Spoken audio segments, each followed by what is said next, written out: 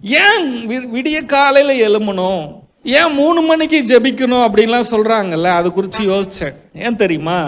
மற்ற நேரங்களில தேவனோடு நிறைய பேர் பேசுவாங்க.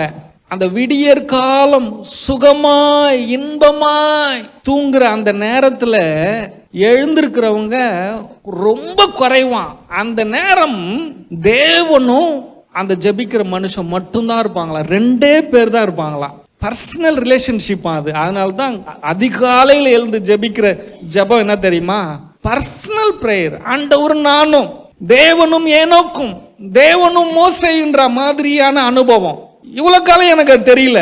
ஒரு காரியத்தை ஆண்டவர்கிட்ட கொண்டு போய் இது என்னன்னு கேட்டா சொல்லி கொடுக்குறார்.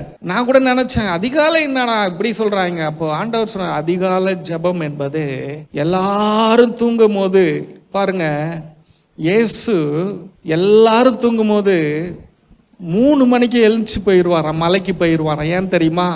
முதல் இந்த உலகத்திலேயே தேவனை சந்தித்த ஆள் யாருன்னா இயேசு தான்.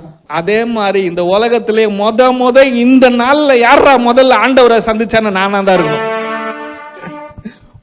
முதல்ல ஆண்டவரோட இன்னைக்கு பேசினது யாருன்னு நானா தான் இருக்கணும். ஆமென். இது எவ்வளவு பெரிய ஆசீர்வாதம். இந்த புதிய நாள்ல உலகத்திலேயே நான் தான் ஆண்டவரை முதல்ல பேசினேன் அப்படின்ற லிஸ்ட்ல நீங்க வந்துட்டீங்கன்னா நீங்க ஆசீர்வதிக்கப்படாம இருக்க முடியுமா சொல்லுங்க?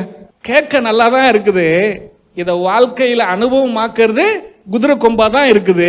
2வது உங்களுக்காக நான் சொன்னது உண்மையா இல்லையா? எத்தனை பேர் இன்னைக்கு இனிமே எழும்புறீங்க? முதல்ல ஒரு வைராக்கியம் வரணும். மற்றவன் எல்லார விட நான் தாண்டா முதல்ல ஆண்டவர்கிட்ட பேசணும்.